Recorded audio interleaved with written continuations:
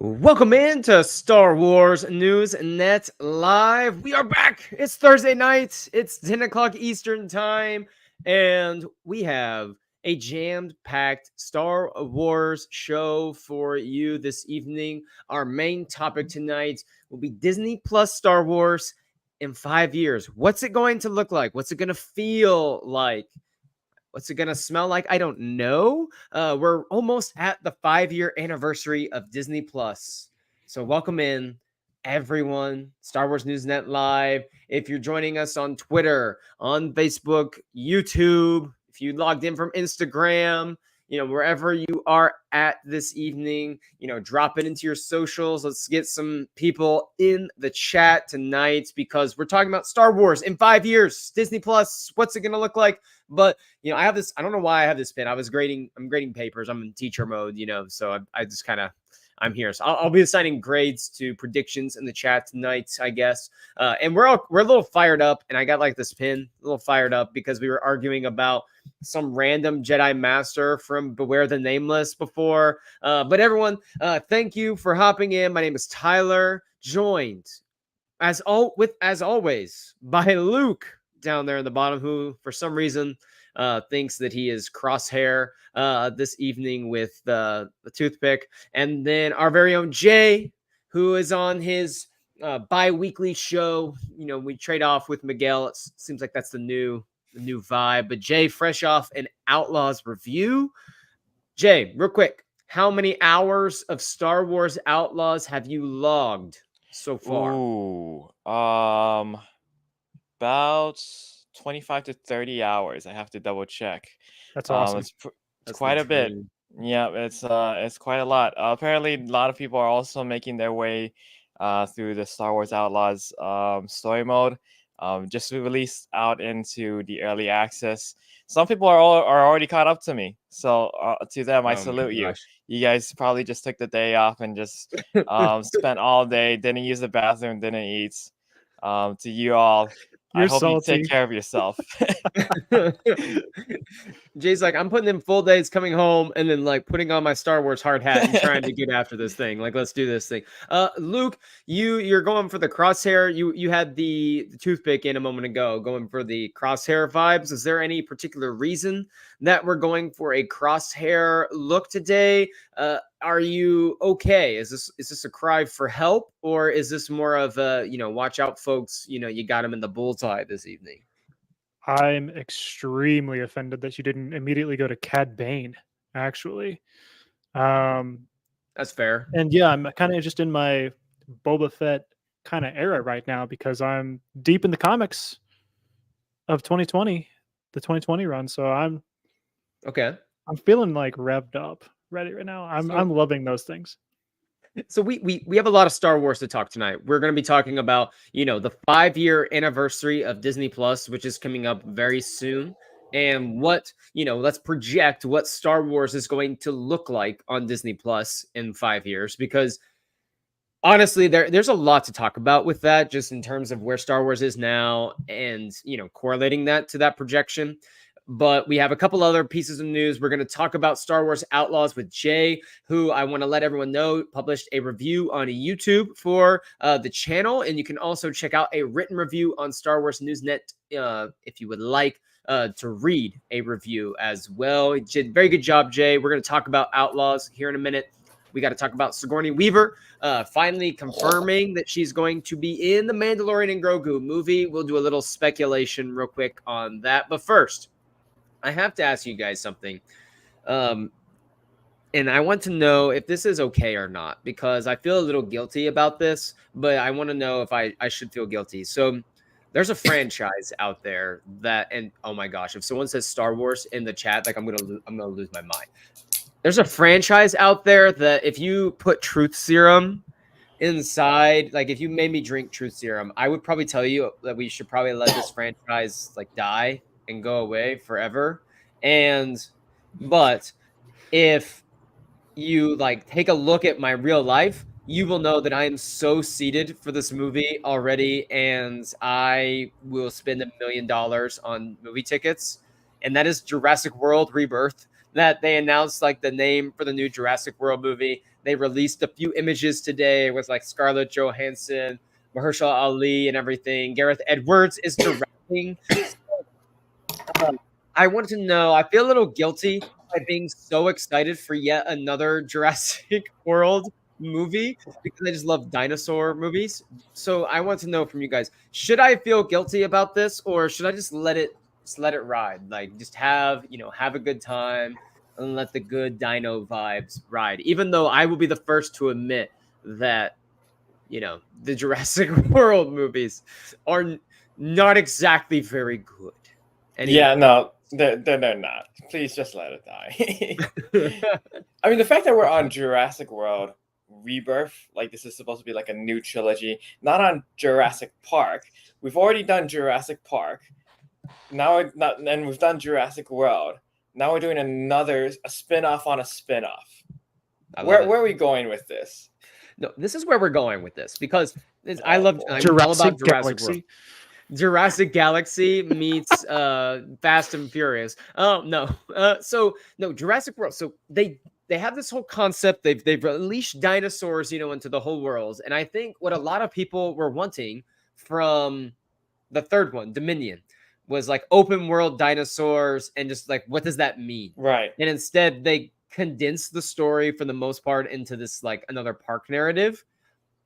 But based on what they revealed, like about the story, it seems like this is the world we have, and we're just gonna go with it. And Scarlett Johansson's on the hunt for like DNA or something for the 3 largest dinosaurs. There's the family that gets attacked by aquatic dinosaurs in the middle of this giant body of water, and they end up on an island and discover a long lost secret. It feels the open worldish of Star Wars, of Jurassic World, I guess. And so they can make a crappy Jurassic movie, and I will be so seated for this. And the fact that you got Ali and Johansson like starring in this, and Gareth Edwards, like I'm there. Like I'm buying the popcorn buckets already. I think I might have to catch up for this because if they're gonna keep making them, I guess I might as well watch them. I don't know. Like I understand the twinge of guilt because I clearly, like I just said, I'm not all the way caught up on these, but I've heard some mixed things on the movies. But I was a dinosaur guy. I think most kids were as kids. I love dinosaurs. Like I don't know. Maybe if you let me know that this next one is going to be, if you go see it and it's good, and you report back to me, I'm going to be like, okay. I'll buy in. I'll catch all the way up. But here's the thing. I didn't think Dominion was good. Okay. But I would still encourage anyone to go see it because who doesn't love Laura Dern and dinosaurs? Like, come on. That's my philosophy on life. And my whole thing is that I will watch a lot of movies if I can find something I like in them. And I can fully admit to you, I think these are 4 bad movies. But I like them a lot. Like I don't care if a movie is bad. If I can, like Attack of the Clones, if I can find a way to like it, exactly. Like some Star Wars stuff is great. I love it though, love it. So, Jay, don't sit there and shake your head like you're not gonna pop yourself into a movie theater for Jurassic World Rebirth. Come on. I did not watch. I stopped after Jurassic World. Like I saw Jurassic World, and then I was like, all right, I've had my fill. I'm good. This is my new mission. I'm gonna get Jay hyped up enough for Jurassic World Rebirth that he's gonna go see it. We're gonna start sending Scarlett Johansson like fan cams, Mahershala Ali fan cams. We're gonna start sending some of Gareth Edwards like best works, like little stuff just to get the hype train going, just a little bit here and there, like a couple times, like once a week, not just until we really get going, in the summer of 25. Jurassic World Episode 8, The Last Dino. And it causes fissures throughout the entire universe because of a controversial dinosaur that went in. The T-Rex went into hiding instead of stepping up and being the protector dinosaur for all of the island. Okay, we just have one dinosaur on a plane just going, Alan, the entire 2 hours, and that'll be the movie. Screaming. Or yes, okay. So let's talk real quick about Star Wars Outlaws. Okay, so this is all for you, Jay. This is for you because you've the only one of the three of us that have played the game. You've been playing for a while now. You dropped the review on Monday, which everyone should go watch or read, depending on your preference. So I have two quick questions for you, and you can kind of answer this. And then if you have a specific question for Jay, go for it as well. For me, it's two things. One, do the planets feel immersive enough to justify calling it an open world game?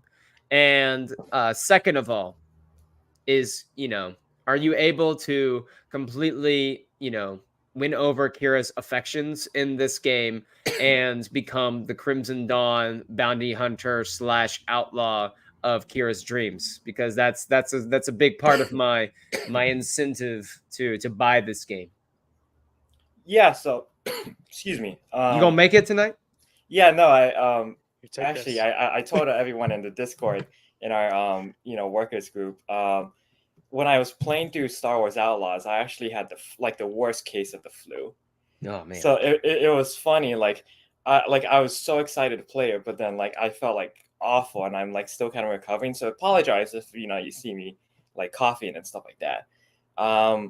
But no, I think to answer your question, Star Wars Outlaws, I think the developers use the term open zones to describe the planets. Okay. It's not huge open worlds. It's not massive like if you've played Assassin's Creed, the recent ones like Origins and Odyssey, those are huge maps. And Horizon Zero Dawn is another series of huge maps. These are actually pretty self-condensed.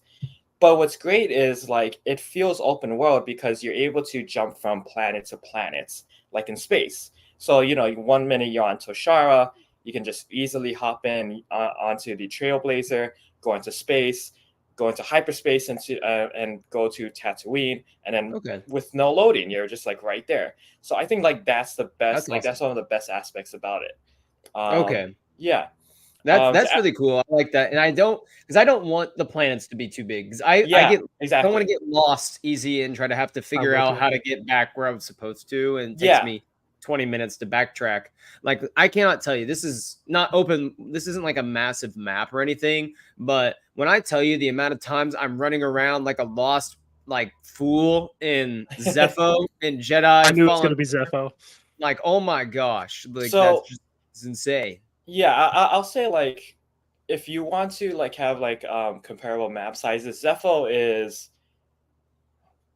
that's a what Kobo? is the Kobo? Yeah, thank you. In Star Wars Jedi Survivor, that's actually probably the map of Kobo is probably a little kind of the same size. But what's good about Star Wars Outlaws is that it's more flat and it's more that it's not as dense. So you're gonna have a lot of moments where you're just on your speeder and you're just riding and you're just it's a lot like Red Dead Redemption, if anyone who's played that, where you just go out and you just kind of vibe out to this universe and you get to experience this big open frontier.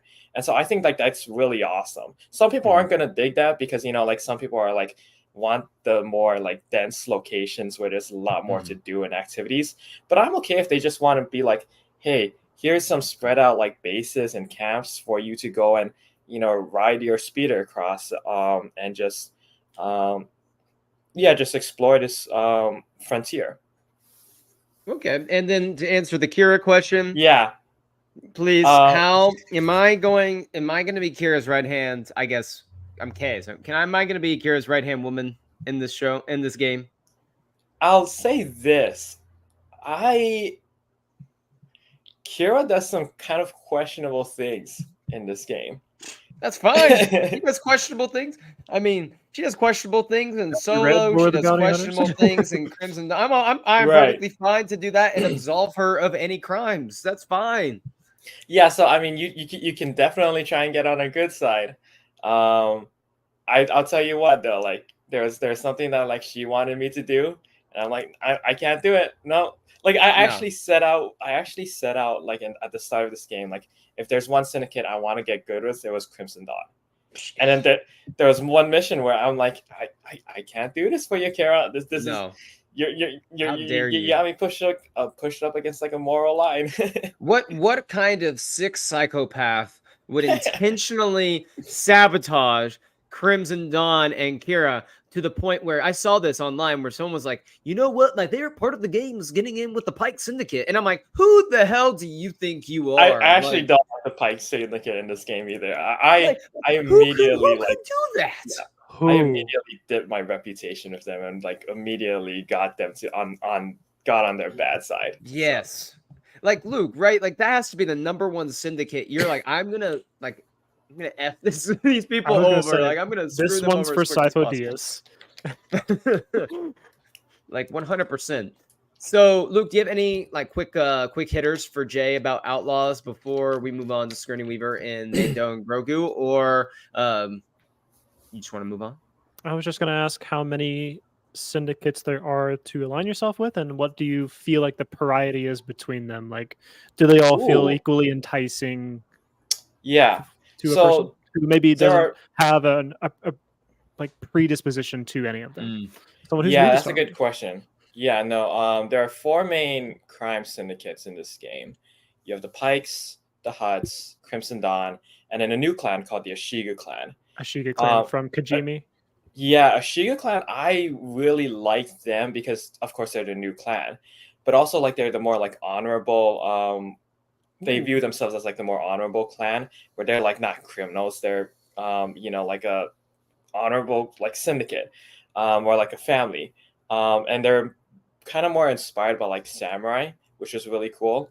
But the thing about the syndicates is that I wish that they went deeper into that section of the game, because like there isn't too much incentive to really be on their good side or be on their bad side. Like if you're on their bad side, it's like okay, whatever. And then if you're on the good side, it's the same thing where it's like they'll send you like different equipment, like armor to equip and put on, but there's not really a whole lot of big incentive to try and like win them over and get on their good side. But it is cool, like again, like you might get some like different cutscenes, and Kira might talk to you differently. Of course, that's something that like Tyler probably want to try and do. So I'm gonna be doing so many horrible things. Kira's like, I need you to KVS, I need you to assassinate your godmother in order to secure a shipment. I'm like, consider her gone. I'm gonna miss her. But no, yeah, I think I think that the crime syndicates, I wish they went in further on that aspect, and there are a lot of aspects that I wish they like fleshed out more. You can check that again out on my review, both on YouTube and on the website. So check it out. Now, moving on to a couple of other, or last thing, I guess. Sigourney Weaver is going to be in Mando Grogu. This has been reported for a while. We have speculated a little bit on this. Now that she was given essentially the green light to come forward and say, I met Grogu, recently. I was on set with him. We're getting this done. This makes me think we're going to start hearing more casting news here pretty soon, that it's going to start ramping up if they're telling her, yeah, come on out with this. We're filming at this point. We're going to start getting some deets here soon. My question, though, because we've already speculated a little bit, do you want her to be a villain in this movie, or do you want her to be kind of a heroic figure that assists, Din Djarin and Grogu on this? So which one would you prefer, the villain side or the heroic side? Luke, which one are you leaning right now? Can you answer me a quick question? Has she had pretty notable roles as a villain or bad person? She was a villain in what was that the Netflix Disney series, the Marvel team up, that's not Avengers, but it was with the it was with Daredevil, Iron Fist. It's called the, oh my god. Yeah, someone in the chat, if you can just drop it, like that'd be really appreciated. But that was like before, that was like again when Netflix was doing their that was when Netflix had the Marvel TV shows. Huh. Okay. But yeah, Yeah, she was a villain in that one. The Defenders. Thank you, Travis. Oh, In thanks, the Travis. chat. Yes, the Defenders. The She was a villain in Defenders. that. I don't know of her like too many other villainous roles she's had though. Mhm. To answer your question, Luke. Yeah, I'm more familiar with her in light side heroic kind of role, helper kind of role. So I know she's a great actor. This just hearing that she's going to be in the movie absolutely sways me and makes me more Right. excited for this movie. And I would like to see her in the pocket, like I know where she's good at. I've seen her in Avatar. I've seen her in other movies where she's a good You've person. seen Alien, right? You've seen the Alien movie? Yeah, I was going to say, like, I've seen Alien. So I would like to see her in a, you know, not that specific type of role, but like she's good at that. Let's let her do that. Like I'm excited to see her help Mando and Grogu in a very powerful way. Okay, Jay, we have one for hero. Are you there too? Yeah, I can see her like in a multiple amount of roles. I mean, I like Luke said, I can see her being the hero assisting Mando and Grogu. I can. So I was gonna say, like, I can definitely see her as probably like a New Republic officer. I think that's one option. I think it'd also be really cool though to see her as in like an ISB agent, like pulling the strings and trying to like find intel. I think she's just so versatile that I'm happy with whatever she does either way.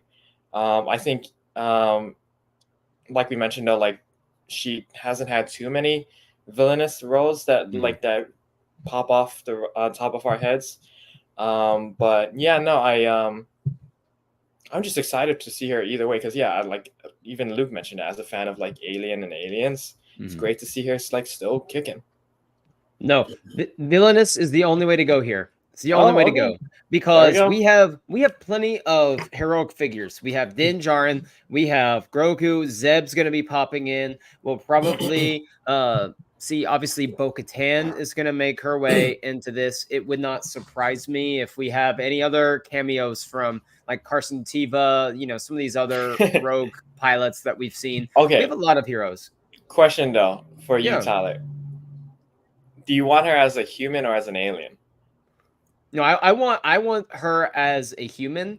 Or if it's an alien, it's like one of those like, you know, like hands. What's it called? Oh my gosh, I'm blanking. I don't want her as like a CGI character, you know, where it's like not her there. Like, you know, I'm practical. I want it to be like a practical where I still like know it's her there. I will be honest. I want to see Imperial, like Admiral, like officer, whatever, Sigourney Weaver. I think that Shadow Council member could be stellar in this sort of military strategic mind, like takes charge, brute force, cold-hearted. Like I would love to see her just absolutely crush that because we need a really compelling villain for this movie that's also could be a short-term villain. We don't need someone that's gonna be sticking around for a while.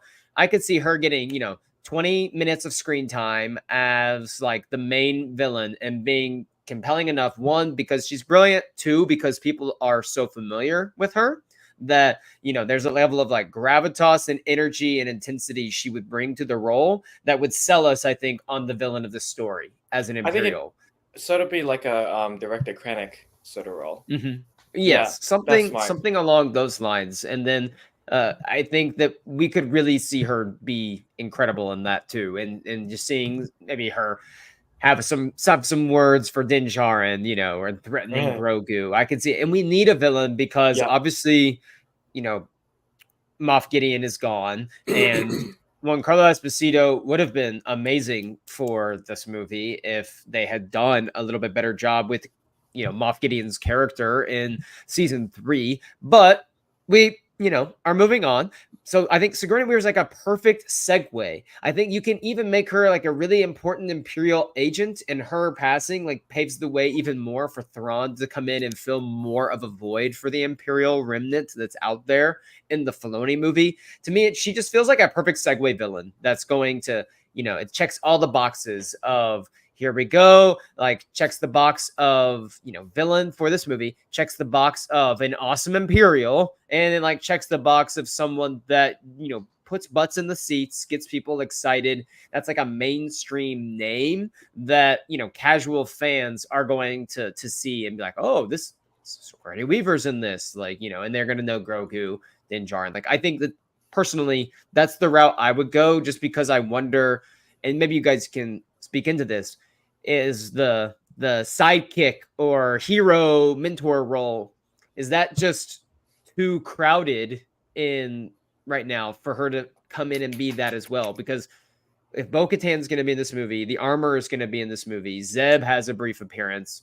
We don't know if Boba is going to be in this movie. I would like Boba to be in this movie. We know that Pelimato is going to, make her brief appearance, probably as getting him some sort of supply. She's probably going to be the one that rebuilt the Razor Crest for him somehow. So, like, we have all of these good guys, quote unquote good guys, I guess. And so I'm like, do we really need another one? That's a really good point. I wasn't thinking that deeply into it, and I think you hit the nail on the head. Like, this movie needs a good villain, and I think a hero can only be as powerful as the villain they take down. So might as well give her this really good villainous role. And the Shadow Council is something that they've introduced. It's not something that's very hard set. There's room for her there. There's room for her to be any kind of ex-Imperial role, and it makes sense. Like, I think it's a good idea. Make her the villainous role, and she's going to crush it wherever she is in the movie. She's going to crush it because she is who she is, and so might as well let her shine, carrying the dark side of the movie. Yeah, let her cook. And do we know, timeline-wise, will this movie take place after Ahsoka season 1, where Thrawn is in the galaxy again? Like, do we know that? I'd assume. I would assume as well, which I would assume continues to make me wonder, like, we might not have confirmation if on that, we're but going to like hear about his whereabouts, or if this movie could serve as maybe it's right at the same time. Like, he just got there, hasn't quite made his presence known, and Sigourney Weaver being in charge or taking command of the Shadow Council, and then getting off. Like, the end of the movie, we see Thrawn stepping into that role as like this is gonna lead into season 2 of Ahsoka and Dave Filoni's movie. Like, I wonder if that is a component as well to like help set him up even more. The ending shot is them on Dathomir as Mando kills Sigourney Weaver's character, and boom, this ship comes into the skyline. He kills Sigourney Weaver, and he's like, all right, Grogu, time to rest easy. And then a bunch of just zombie Dathomirians just rise up, and he's like, yeah, I'm not taking this assignment. All right, we'll see you later. I will say, just real quick, my favorite part of the trailer that we saw, and I said this a few weeks ago, was the fact that the line right before they showed Mando breaking into the Imperial fortress, shooting and kicking people while Grogu's in the vents, was, now that I've taken him on as my apprentice, I'm going to be a lot more selective in my assignments. And then it just goes to him literally infiltrating an Imperial base seemingly by himself, while Grogu is now, crawling through vents. I'm like, okay, we clearly were a lot more selective. By selective, here. I meant selecting the hard ones. I only want the most dangerous missions for my boy. Jay, any last thoughts on Sigourney Weaver in Star Wars before we get into the main event for this evening? No, nothing else besides the fact that, man, like, Sigourney Weaver has had has a huge resume now. Did you included? What's Jay, up? Did you went to go see Alien Romulus, right? Yes, I did. Did you have fun with it? Did you enjoy it for what it was? It was amazing. It was great. Yeah. Best alien movie since Aliens. I really enjoyed it too. Just like turn your mind off and just enjoy it for what it is, and just have some fun with it. Like, I loved it. It scared the hell out of me, but I loved it. It was like I was jumping throughout the whole last few minutes. I'm just like, that was great. Oh my gosh, that last Xenomorph, that was the creepiest thing I've ever seen. It was great in my entire life. That was great. Luke, you gotta go see it. It's classic Alien, like, all throughout. Yeah. Yeah, you gotta go see it, and it was cool, like how much practical sets they used in that, and it shows. So Disney Plus is nearing its 5-year anniversary. It's crazy to think that this time 5 years ago we were starting to get little snippets about what was going to, be on the platform. They were releasing, what classics would be available from launch. We're not that far removed from when we got, we're getting our first look at Mandalorian trailers, Mandalorian shots, things like that. So we are 5 years into the Star Wars on streaming, experiment, and we have had a big mixed bag. Where if you had told me 5 years ago that Star Wars would have maybe, Disney Plus and have if The Mandalorian, the flagship show, would become a worldwide phenomenon, if you had told me that 5 years ago, I would have not been shocked at all, because I'm like, it's Star Wars. Like, it's gonna have this. If you had told me in that same breath that there would be a Star Wars show with, a Jedi-centric Star Wars show that would have seemingly no one like of consequence, like a large audience following it, and it would get canceled after just one season, immediately after the season aired, I would have been shocked 5 years ago, just thinking about Star Wars and where it was, as a brand, and thinking about Star Wars shows. We're getting Star Wars shows and people aren't watching them. Like, that would have been insane idea to me. Like, and so it's weird now, 5 years later. Both of those things have happened. We had the worldwide phenomena of The Mandalorian and Grogu, which is going to be a movie. And we've had shows like, The Acolyte, which picked up, zero really steam from a phenomenon standpoint to justify them, in their eyes, justify moving forward with the second season. Of course, a lot of people have varying opinions about that. So I'm curious what you guys think for Star Wars 5 years from now, because we're entering in, I feel like we haven't been in this situation with Star Wars since 5 years ago when it was beginning, where we really don't know what the future holds, because we know that we're getting Andor season 2 and Skeleton Crew, like those things are locked up. And then obviously Ahsoka season 2 is happening. And I would assume that's the last season of Ahsoka, because it's going to lead into, or, the Filoni, movie. But after that, we have a completely clean slate. We aren't sure, like, is Skeleton Crew going to hit? Is Ahsoka going to hit? What are the other shows in the pipeline to try to bring Star Wars streaming to an innovative resurgence? So I'm curious for you guys, going just off your gut instinct, 5 years from now, are we going to feel better or worse about Star Wars on Disney Plus? And I'll go to you first, Jay. Like, are you just in gut instinct? And we'll talk about what might be on there in a minute, but better or worse in 5 years? I'm gonna say worse.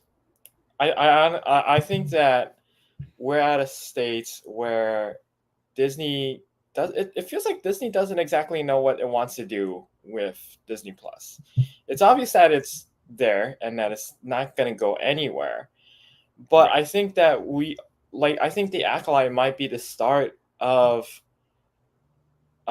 Disney just wanting to get off of streaming. And I think that there still will be, of course, streaming shows, but it won't be like, there won't be like a push like there was maybe like even during the pandemic, where you had like a huge deluge of Marvel streaming shows, of other Star Wars shows, and you had stuff like Willow that's not even continuing on, because we're seeing it now again with the cancellation of The Acolyte and with the move back to theaters. They're wanting to, I think that like streaming is great for reaching a certain audience, but I think there's also a bigger demand, and they're also saying like there might even be more money in movies. I don't actually really know the numbers to be honest, between like streaming, that the money that comes from streaming and the money that comes from movies. But I think like I wouldn't be surprised if after like The Mandalorian and like, and with after all of like this certain phase that we are in terms of like the Star Wars like this phase of Star Wars that we're in. Like if we were to compare it to like Marvel, where it's like phase 1, phase 2, we're in a Star Wars phase where it's it was in like the Disney Plus streaming era.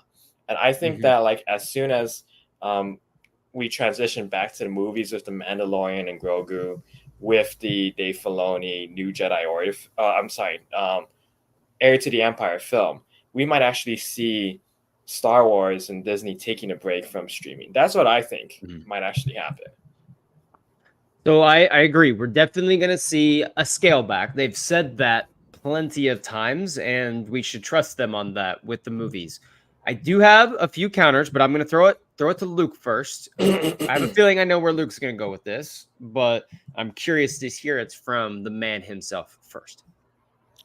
Yeah, I was going to say, Tyler, you know me well. I think you know where I'm going to go. And I think when we hit 2029, August 29th of 2029, I think we're going to be sitting around and saying, 2024 was quite a low spot considering where we started. We had a pretty big hiccup there. And not just that year, I think things fell down the hill to 2024. And I think by the time we roll around to 2029, I think we will have recovered and will be in I'm going to say much better spot than right now. I think we'll be in a good place as Star Wars fans with Disney Plus. I think 2022 was kind of our golden year where we got some Book of Boba Fett rolled into 2022. We had Kenobi, we had Andor, we had Tales of the Jedi. We had a lot of stuff that came out in that year. It was really heavy content wise, and I think more than not of it was received pretty well. And so I think that was like our best year. I think we kind of have been on the downward slope since that year, maybe even since the middle of that year. I know Kenobi wasn't praised as like the greatest quality of looking show or stuff, but I think it was enjoyable. It pulled in a ton of numbers, a ton of watchers, viewers. But I think things have kind of slowly digressed since that year. So we've been having kind of 2 years of decline. And I think they have the opportunity to just kind of give my macro level here of we're going to pivot. We're going to focus on movies now. They've said they're going to scale back. So I think what the model can be, something that can work, is that from these movies that we're going to do,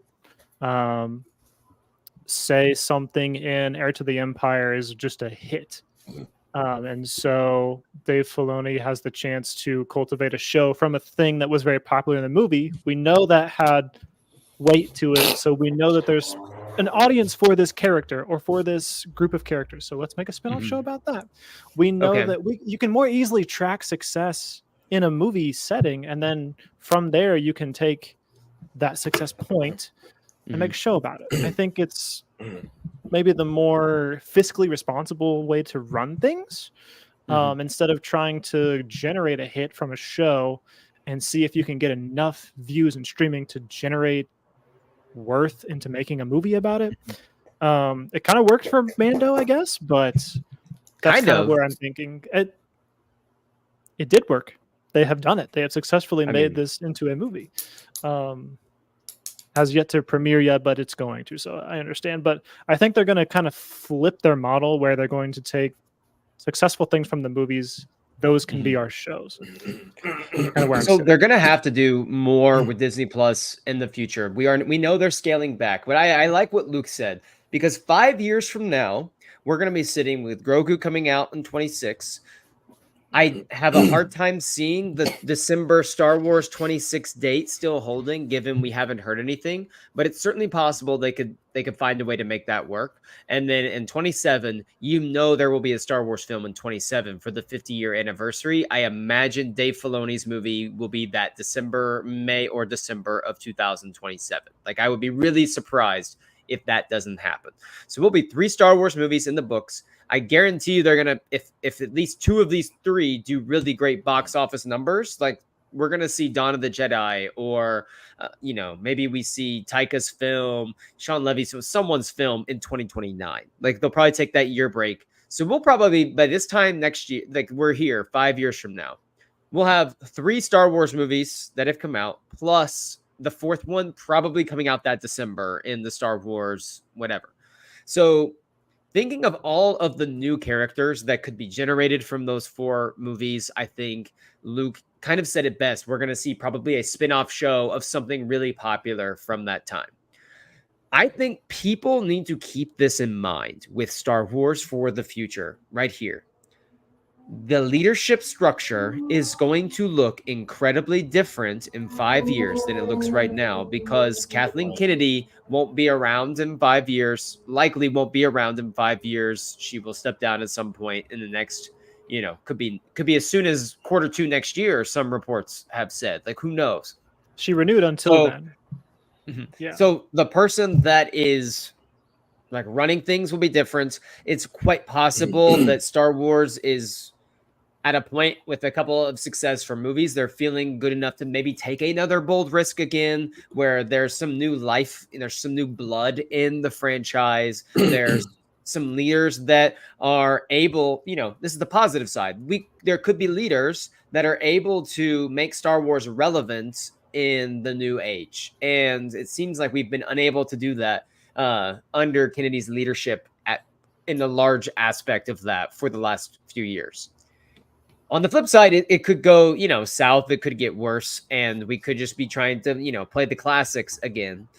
However, I am optimistic because I think that Star Wars is such a unique movie experience that ultimately I think Mando and Grogu is going to do really well. And I think people are going to be excited, to be back in the cinemas again for Star Wars. That once we get like a little bit of a break, I think that people are going to be rearing and ready to go, because let's not forget that The Mandalorian was a risk for Disney Plus. I mean, they put all their eggs in the basket of Disney Plus launching with The Mandalorian, and that being the show that launched their platform. If people didn't respond to The Mandalorian, Disney Plus's numbers would have tanked so far and so fast. But they had lightning in a bottle, a worldwide phenomenon with that show. So I don't want to sit here and act like they're unable to do this, like they're unable to craft spectacular content for Star Wars on their platform. It's just, we feel like lately it hasn't been resonating. It hasn't been hitting like it needs to, and it hasn't. But 5 years from now, there's going to be a lot of changes going on in the industry. There's going to be a lot of changes in streaming just in the next 5 years. So I think given the direction we're going with movies, I think it's safe to say that we could be in a much better place 5 years from now, just given all of the changes in structure. But Jay, I'm curious, because you were saying you think it's gonna be worse. Right. My question is, what do you mean by like worse? Is it because the vibes are just going to be that bad because they're not putting anything on Disney Plus?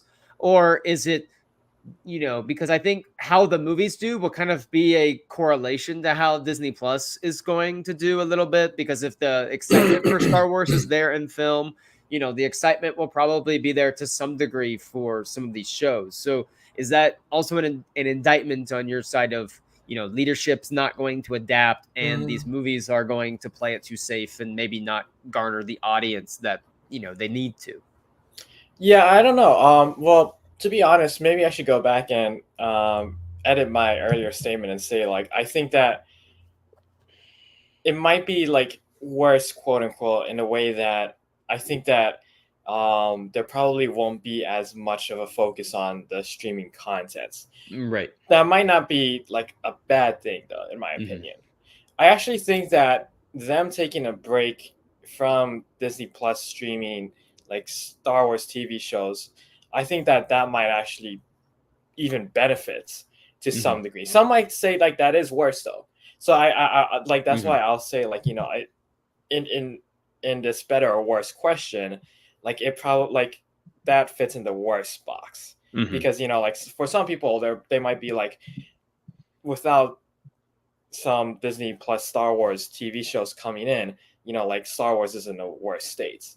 But I think that like it might actually benefit from taking a break and from like this bigger push to movies. So even though like it might be like in a worse quote unquote situation where there might not be as many shows as there are now, right? I think that like by having a break from the streaming shows, then later down the road they might say and return to the shows some other time, and that might be like at a better time when it's more like fresh again.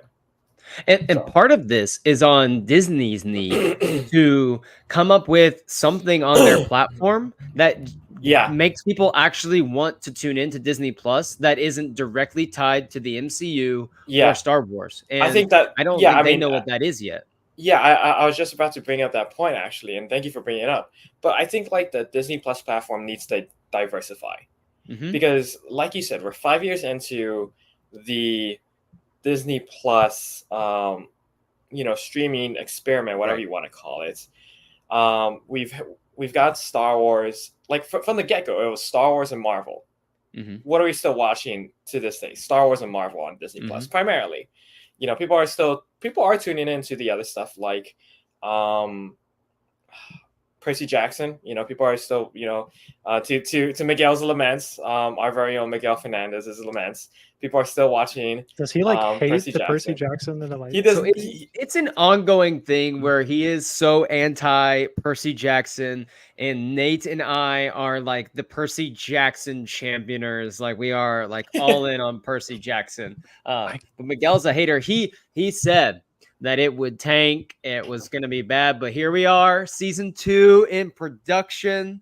We're getting little snippets at D23. The Percy Jackson hive is alive and well, and maybe that's something, Jay, that continue to grow. But they need to find things that are going to expand the platform beyond just trying to do 3 Star Wars, shows a year, or 3 Marvel shows a year, and that's part of the problem is just they're oversaturating their markets for this, and that's part of it. Is I think we're seeing in these numbers, not a lot of people are buying Disney Plus to watch these new shows that they're coming out with. They have Disney Plus to replay the classics or put something on maybe for their kids or go rewatch, other things. And so in 5 years, there he is. Nate said we may be enjoying the Last Olympian adaptation. Nate, I'm telling you right now, if we get to the Last Olympian in 5 years, I will fly to Minnesota and we will we will do some sort of we will go to some Percy Jackson watch party in Minneapolis, because that will be an event of the year. MB Wilson saying theatrical releases could very well boost interest in the franchise that could support more shows. And I think that's true. I mean, Star Wars started as, a fantastic cinematic experience. Right. And we've gone, several years now without a movie, and we'll get one in a couple of years. We'll have a little bit of a dead zone, which I think will be good. Get excitement for the movies, and that's when you announce, hey, this is a new flagship show that we have. Luke, what would you like that to look like in terms? I'm not telling you to tell me what show that Star Wars needs to come out with that's going to bring everyone together, but in terms of a flagship show and marketing that and picking the right time, the right story, the right timeline, how should Star Wars go about that? Should they be trying to figure that out now, or maybe take their time and see if anything starts to percolate more naturally? I'm going to say they need to develop 2. I think they need to have something that is brand new. And I'm saying the goal is to pick the best one of these and release your one flagship show. I think you need to have 2 in the barrel. And that is something that that you can work with the directors and writers right now of these movies, try to guess we think this is going to be the best scene. We think this is going to be the best thing to come out of this movie. That's what we're guessing. Let's try to make a little bit of spin off of that. Just preliminarily, we think this could be our viable option to kind of lead out of this movie and get us a show out of this. I think that's something that you need to have in one of the barrels. The other one is okay, let's act like these movies didn't generate that. Maybe they do well, but they don't generate enough reason for us to think that a movie could be viable out of these movies. A show could be viable out of these movies. So let's have something else that is new, that is like what The Mandalorian was, where it's brand new. Everybody can jump in. But it can't be a rehashing of the Mandalorian. It needs to be something fresh. I think Star Wars, to me, when I like read these comics, books, shows, and movies, like I feel like a formula that I'm kind of sensing that works pretty well is this team of people who, there's one Jedi, there's a pilot, there's there's like a smuggler type person, there's a prissy type of like princess, like there's like kind of like that core original trilogy group. If you can kind of emulate that feel, not saying you have to have those exact archetypes, but something where you really feel like this is Star Wars, but you can plant that in any kind of era. Probably stay away from the High Republic. We tried something there and it didn't really pop off. Maybe we go further back. Maybe we can do something in the High Republic. It's fine, but I don't know. It just depends on. I think it depends on how good your content is. If you put a, I honestly think if you put Truth Serum in Lucasfilm leadership right now and said, what's the best avenue for Disney Plus success in 5 years, I genuinely believe it would be, how well is the Rey movie received when and if it happens. If that movie generates, $1.5 billion and, is beloved by a majority of fans, and that's something that takes you into the future of Star Wars, whether that's rebranded as Episode 10 or whether it's still, just a kind of a new chapter in Star Wars. It takes you into a new era in the timeline. We're going to be introducing a ton of new characters, and there is such an opportunity there to capitalize on a new era of Star Wars in a show with, maybe some characters that are from the movie that were loved. You put them into the show, and you capitalize on some of the new villains or dynamics that are created 15 years, because you don't have to worry about anything at this point, because you're removed from everything that maybe people are, clutching and holding on to so dear. That could be an avenue for success, because they need that movie to do well. That's the movie that everything is really depending on the most. That they need that. I also think you in 3 years' time, when that movie comes out, maybe 2 or 3 years down the line, we're also, and then if they're developing a show that could, based off that movie's success, that show comes out 4 years from now, let's say. You're looking at a new generation of fans that started growing up a little bit with these sequel movies. Those came out 2015. So we'll be talking about people entering into an age where they can start making their own decisions about what they want to stream, what they want to, buy, what they want to be watching, a little bit more so than they can right now, perhaps. And it's possible that you could usher in a sequel era of fans mixed in with people, that are the prequels and even still the originals, and have this new era of Star Wars storytelling that grows, the base a little bit, because that's what they need. And I think a Rey movie set in the future, where it brings in different fan groups together and pushes Star Wars in a new place, that might be the launching pad for Star Wars to grow. But if that movie doesn't do well, there are a number of reasons why that movie could not do well. People going nuts online before it comes out, to it just not being a good movie. If that happens, I think we're sitting here and we're thinking back to what Jay said tonight in 5 years, going, the vibes are not good because we're not getting a lot of fresh content on Disney Plus. They're going to try to replay the classics for us, and the movies maybe are not hitting so well. I think that if that movie, that's the big one right there. Like, that's the big one, and it's probably the one I'm most scared about. Jay, we're approaching the hour mark, but I'm curious, what are your thoughts on what I just said about maybe the Rey movie being the catalyst for a possible new era of Star Wars storytelling? It could Disney be. Plus. Yeah, it could be. But to be honest, like, if we can go back to like the original question, like, what is our hopes for like the next flagship Star Wars Disney Plus show? I think it has to be something that isn't just attached to any of the new movies. I think that, like, in order for like this new Disney Plus, the next flagship Disney Plus show to be successful, it can't just feel like a supplemental watch to whatever they're working on at the moment. So if whatever they're working on at the moment is the Ray movie, like, like it can't just be like, oh, you like the Ray movie, here, watch this as well. Or, oh, you like the Heir to the Empire, here's a TV series to, like, try and milk that some of that money out of you as well. I think But that, let's speculate a little bit. Let's speculate. Sure. We're assuming Rey has Jedi pupils, of her own. I mean, we have this New Jedi Order movie where Rey is the center point. Fingers crossed still that John Boyega is a center point. Right. It could make perfect sense if you get if a lot of people love that movie and we're really into it. Do you have a splinter show that is more about the New Jedi Order, and you're exploring that where it's not necessarily, it doesn't have to be tied to the storyline, but we could get a Jedi Order just kind of show where we're following these new Jedi in this time. We're exploring the new galaxy because it's still fresh, it's still new. I get what you're saying, but like I wouldn't want that because it just feels supplemental to what they're creating in the movies. I say let the movies be the movies, and let the TV shows be the TV shows.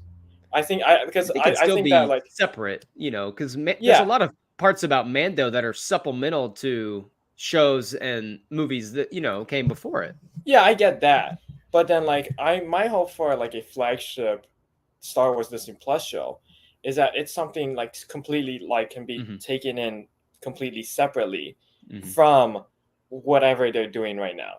And in all honesty, like, we're talking about, like, should they be working on it now? Absolutely not.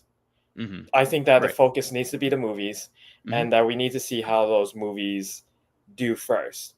But I think that, like, in order for, like, a good flagship show should be something that's able to stand on its own. I think you can do that with, for instance, my favorite Star Trek show right now is Strange New Worlds. It might be my favorite TV show in general. Right. But it's a spin-off of Star Trek Discovery where all of those characters, the main characters, were introduced in that season of Star Trek Discovery for a season. And now it's its own season. It's its own show. It's a spin-off of that show. But if you watched Strange New Worlds and you had never seen an episode of any Star Trek before, you would not be lost. Like, you could jump in and do that. I think you could do that with a movie too. Like, it's just set in the same, time period. Like, if you watched Star Wars Rebels, like, you would you wouldn't know certain important things, but you would get the gist of Star Wars just by watching Star Wars Rebels. If you've never seen the originals. I mean, my thing is, like, or Rogue One. Like, my thing is, though, like, I think that this was like a trap, though, that they found themselves in with the early Marvel TV shows, which is that it was just supplemental. Like, you look at Agents of S.H.I.E.L.D., even to some degree, like, they don't treat, like, to some degree, the Marvel shows aren't as, like, don't get as much importance or gravitas as the Marvel movies, where they're saying, like, well, we don't want too much to happen in the Marvel TV shows because people who go see the movies are going to be lost. And so I think, like, for me, again, like, again, I get what you're saying, Tyler. Like, Star Trek, like, Strange New Worlds is fantastic. I've never actually seen Star Trek Discovery. I just watched Strange New Worlds because I heard it was really good. But I think that, like, just for me personally, like, I think that, I'm interested in stuff that's new and fresh, and that's not just spin-off after spin-off after spin-off. Right. So that's where I'm. I think that the word spin-off, though, can be, like, misconstrued. Yeah, too. It can. Like, because sometimes, like, a spin-off can be, like, amazing and not necessarily directly tied. Like, I don't know, my mind goes from Cheers, and then out of Cheers, the sitcom Cheers, you get Frasier. Right. And they're super connected, but entirely different entities, and drew in different kinds of people to watch. Yeah. Luke, I'm curious where you stand on this. I would love to know.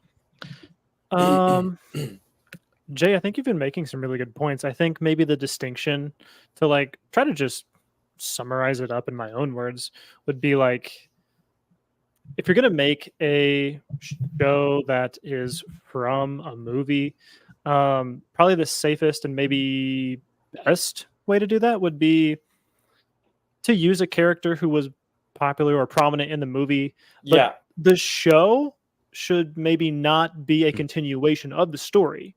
It just is like, hey, this new youngling was great in New Jedi Order. So let's have them go on their completely own journey. They've got their Yeah. maybe friends that are maybe weren't even in the movie. They've got other friends that are new characters. Right. If you've seen the movie, that's great. You'll love this show. If you haven't seen the movie, this is a brand new adventure. Like you can jump right into this as well. Like Rogue One to So Andor. I think Right. so. Yeah. Maybe. Like I think that's kind of comparable. Like something that feels inspired by the movie, but is not like the movie is required watching. Sure. So I Yeah. think that's kind of where we're just seeing like streaming shows thrive. Honestly, like across the platform is like if there's required watching before you even watch this show, the numbers are probably not going to do super well. So Sure. House of the Dragon, all these different shows that like you really don't have to watch to watch something before you jump into these, and they do well. So I think that's kind of like be careful with the story you're writing there. So that's just the main that's thing. true. I mean, if it's like in the first episode of that is, you know, making callbacks that are crucial to understanding it that just happened in the Rey movie last year, it's like, okay, like let's back off a little bit. But I think there is some level, I think we've seen from maybe even the Acolyte not doing well, to have at least a little familiarity with the shows, you know, moving forward. And I think the timeline of the Rey movie kind of gives you this unique opportunity to do both, because you can have a whole new playing field of Star Wars where that no one's ever dipped their toes in before, and this like giant ocean that we haven't explored before. But at the same time, you can throw in like subtle things about Master Skywalker, you know, Master Finn, you know, Poe Dameron here, characters from the sequels. You could name drop some in. Maybe you have certain familiarity from that new era of storytelling from the movie in there, but it still feels like it's its own separate project. I also disagree with both of you guys on that they should be thinking about this right now. Like this should be on their minds. Like they should be planning this. Like they have shows that are definitely in the works that they haven't announced yet. And I'm sure we will get some sort of tidbit of information at Celebration about what some of those might be.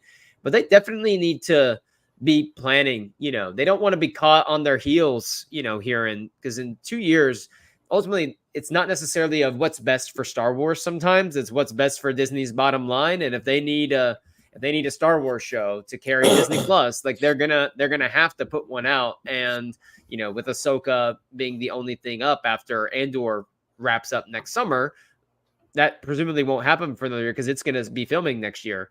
They're going to have to be able to present something to investors about what the future of the platform looks like. So they definitely be thinking about that, you know, right now.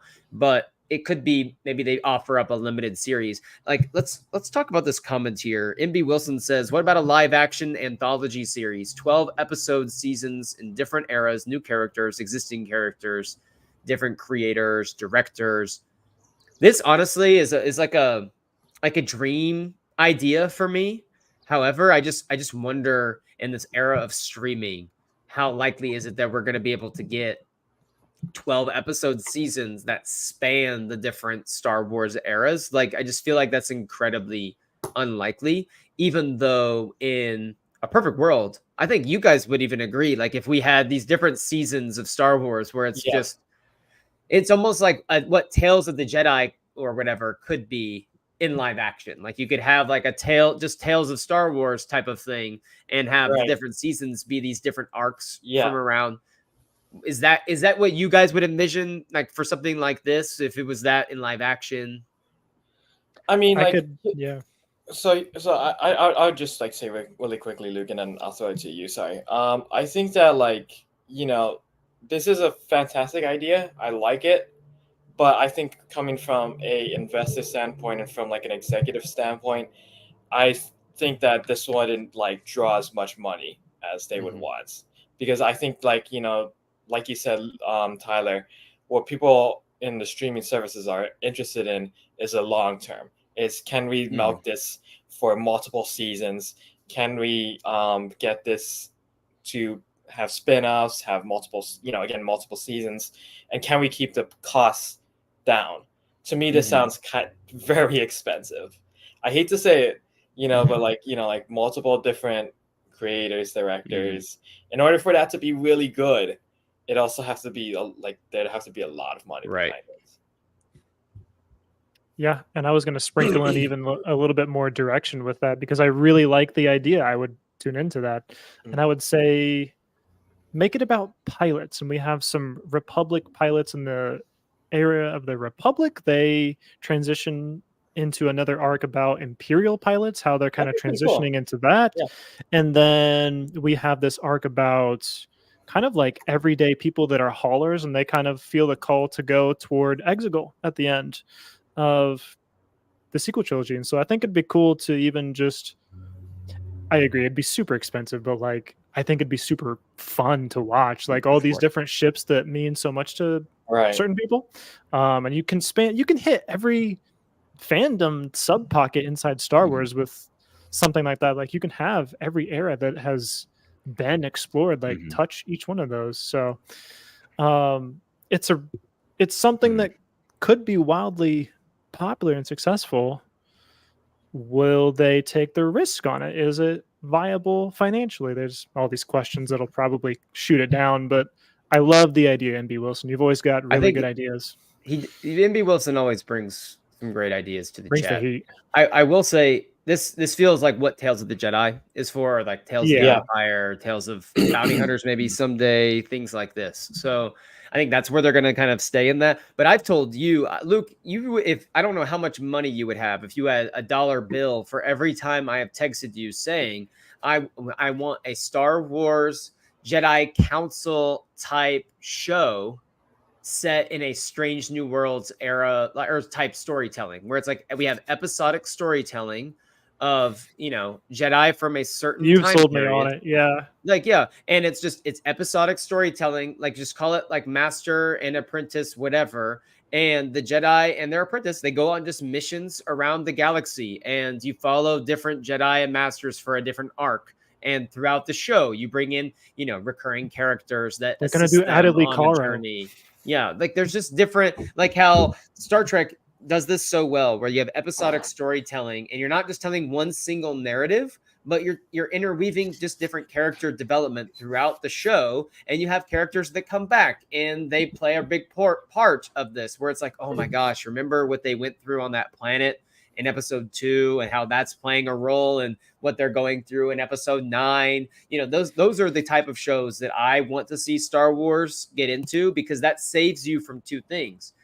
It saves you from the pressure of every episode having to feel so heavy in terms of pushing the story forward, because you only have these 8 episode, 9 episode, 10 episode seasons. Now you have given yourself room to breathe and have a little more fun with some of these shows.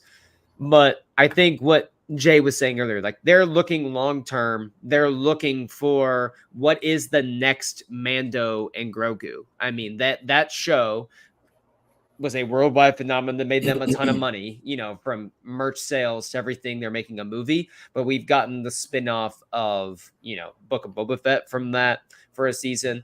There are characters that are making appearances in Ahsoka from that. We're going to have this set in the same timeline as Skeleton Crew, where I bet your butt, we know that there's pirate characters from Mando that are going to be appearing in Skeleton Crew.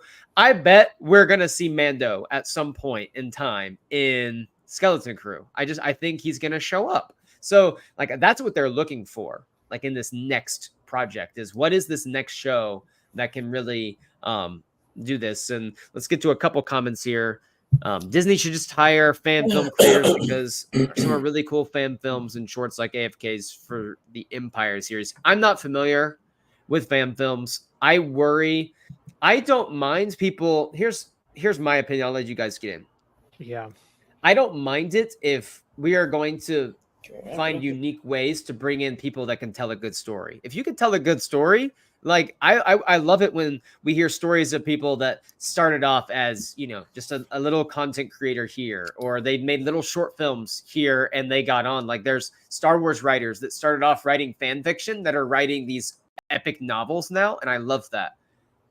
I'm one of those people that I want my Star Wars writers' rooms and people in charge to be a mix of people that are big fans of Star Wars, but also people who are not necessarily Star Wars nerds and Star Wars fans. They're just good storytellers and like bring an outside, fresh perspective. So if we can do like a little bit of a mix, a mixer with that, like that's something I would enjoy. I think I would too.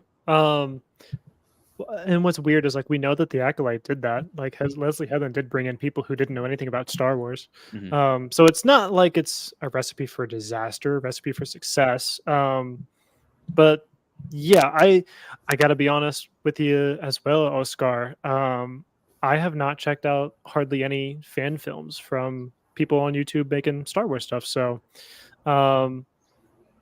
maybe I should, because there's probably some gold out there. But yeah, sometimes being like a huge Star Wars fan it's not a recipe to like creating a great story.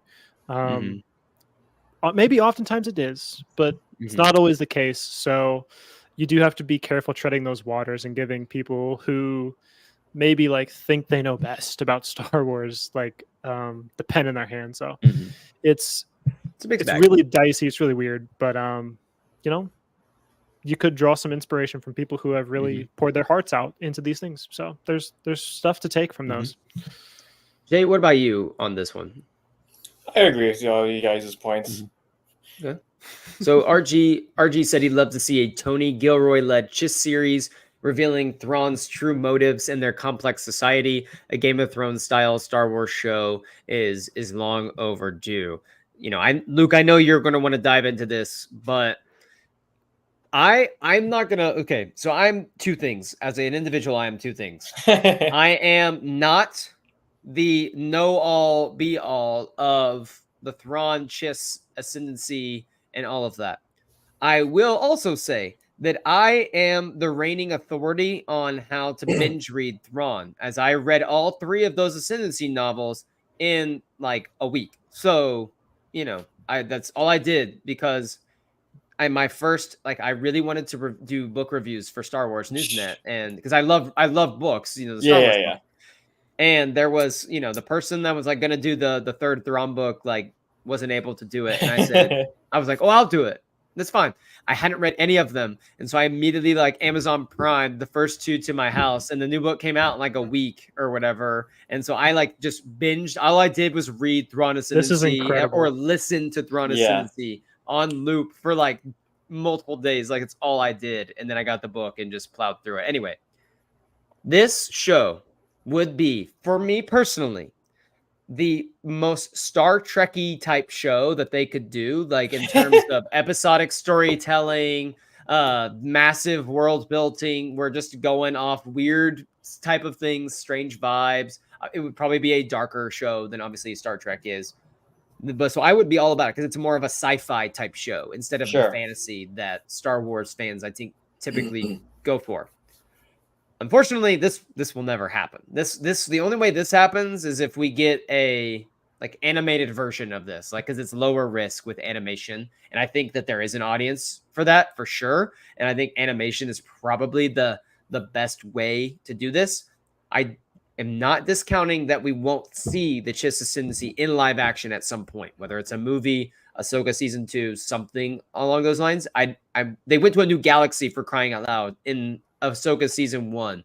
So I definitely think Filoni and the creatives, they want to do something with that. So I'm not saying no, but Luke, I know you got a reaction for this, and then we'll get out of here. And mine's going to be real love quick. Tony Gilroy, like he's awesome. Yeah, exactly. I love Tony Gilroy. I love why am I blanking on his name? Timothy Zahn.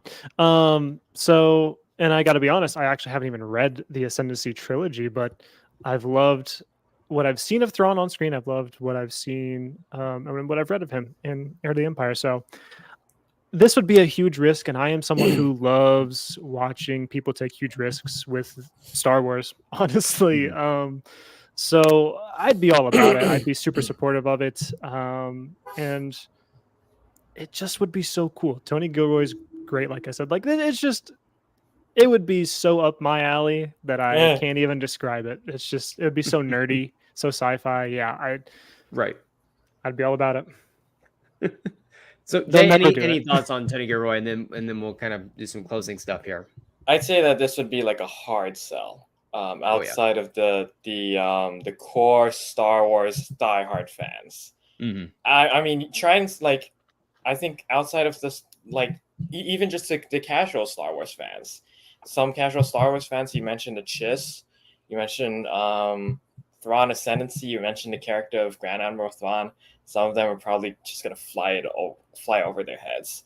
So I think, like from an executive standpoint, not to shoot down your idea, RG.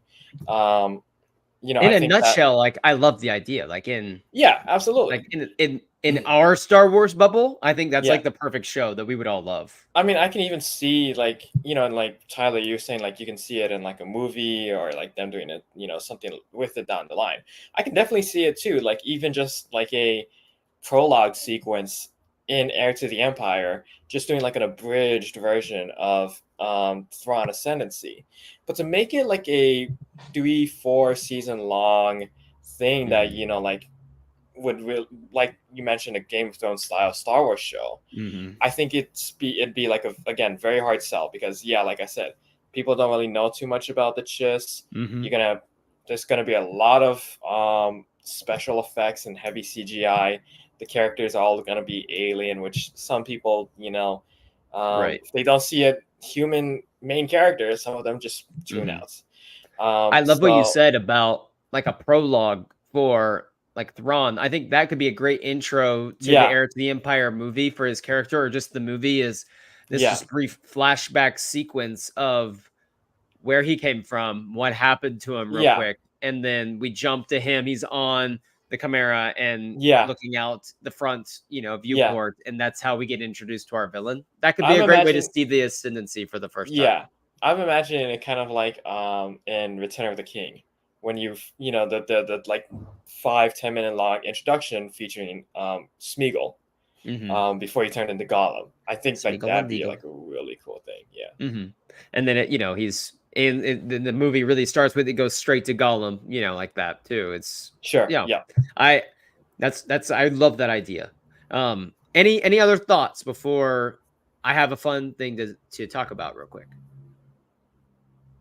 Okay. All right, I'm going in. So we talked about the future of Disney Plus tonight a little bit. So Miguel and I have a very fun podcast coming out on Monday, which came out of nowhere. We were trying to figure out, we were going to do an Outlaws podcast, and then we weren't able to make it all work for that night. So we were just like spitballing what's something we could talk about. And Miguel and I came up with 3 roles that we want to see Keanu Reeves play in Star Wars. And that will come out on Monday. And we are not doing Darth Revan because we feel like that, for originality's sake, has been done so much online, and there's been so many, photoshops of that. Understandable, sure. And that's not us saying that we wouldn't love to see that. Like I would think that would be great. But we were trying to think of 3 new things for him to do that haven't been talked about online. I've mentioned one in our Discord channel. We had a lot of fun on this because I think these 3 roles for him would be perfect. And honestly, bring in a ton of fans to Star Wars and just be like, his shtick is so good for these roles that we talked about. We also just spitball on, spoilers, some of the movies that we are projecting him to be in as well. So I think it's a really fun podcast. If you love Star Wars movies and you're curious about the future of Star Wars movies, we talk about that for a little bit in the way that we interweave his character in. And of course, who doesn't love Keanu Reeves, like speculation and just talking about Keanu Reeves being in Star Wars? And we talk about how likely is it at the end that Keanu Reeves will be in Star Wars in 5 years? How likely is it? We're thinking pretty likely. Anyway, so that's Monday's podcast for you. Please go check that out Monday here on YouTube. We'll drop the video, but also Apple and Spotify. Make sure that you're liking and subscribing to the channel for, the podcast on Monday. Thursdays, you can always check us out here at 10 o'clock Eastern time for Star Wars Newsnet Live. And then, Luke, can you tell people about what we're doing with the Star Wars Timeline show in the year? Now we're in the year 232 BBY for, a little while now. Absolutely. This is a passion project from Tyler and I as we go through every canon story that is in our favorite galaxy, Star Wars. So we are starting at the beginning, going through everything we know. And we're about to finish up with this show called... We're about to finish up with this show called Young Jedi Adventures, and we'll be moving through some High Republic books as we try to get our way to eventually looking at Phantom Menace stuff. So it'll be a fun time. I can't wait till we get to Clone Wars. It's like what I'm living for. Once we get through, I love High Republic, but like when we get to Clone Wars, there's so much cooking done on that show. Like I'm gonna have a blast. I cannot wait. Jay, everyone, please go watch Jay's episode or his review for Star Wars Outlaws Monday. Go watch it. He did a great job. Give us a like there. Share it with your friends. Go read his article. That would be fantastic as well. But Jay, tell us a little bit, maybe about your review too, but also tell us a little bit about your other YouTube channel you run, Good Games Dude. Yes, if you guys like my video game coverage, please know that I do more of it on my own YouTube channel called Good Games Dude. It's a place for gaming experts and even gaming newcomers. So if you've just picked up a new PS5, never played any other game before, great. Join me as I talk about the history and like my love of video games, and it helps you grow in your appreciation of video games. Again, whether you're a newcomer or if you've been playing video games all your life, please check it out. My new video coming out soon will be on Metal Gear Solid 3 Snake Eater, which is the final game in the original Metal Gear Solid trilogy. I've done Metal Gear Solid 1 and 2, so go ahead and check those out. Those are up again on my channel already, Good Games Dude. But dropping soon, Metal Gear Solid 3 Snake Eater, considered one of the best games of all time. So stay tuned for that video coming out soon. Please like and subscribe to the channel. Check out the Star Wars Timeline show for good vibes and just off the rails funny stuff. Check out Star Wars Newsnet for everything Star Wars. We got the character spotlight article from Josh coming out Friday. Check out Miguel's Sunday Galaxy Far, Far Away piece, which is his weekly, discourse on what's really popping in the Star Wars universe for that week. It is the best read of your week for Star Wars. I promise you that. Follow me on Twitter at TyBread5 if you like Star Wars and are also ready for WNBA playoffs to ramp up, because I am tweeting about the Indiana Fever every single day right now. And I am telling you right now, after the 0-8 start and like the 1-9 starts, they are like 15-6. We are rolling. We are ready for the playoffs. Caitlin Clark, the Indiana Fever will upset someone in the first round. I don't care who they're playing. They will win a first round series, and it's gonna break the news. That's what's gonna prompt us, the WNBA, to the platform that it deserves. I am so excited to dive into Beware the Nameless this weekend. I'm sure that Nate will have a review for that very soon. If you are a fan of Star Wars books, Star Wars Newsnet is like the #1 place for you. We do videos talking about the books. We're gonna have podcasts talking about books. We go as in-depth in our reviews of books and comics as any other place out there. And Nate himself, the bookman himself, has said that Beware the Nameless is middle grade goated. So that's no other words needed to describe that. Thanks for tuning in, everyone. We will see you again next Thursday night to discuss who knows what. Let us know in the comments, where do you see Star Wars in the next 5 years? For those of you who joined us in the stream tonight and in the chat, thank you as always. May the Force be with you all. Good night, everyone, for Light and Life. And remember that, as always, we are all the Republic. Night, everyone.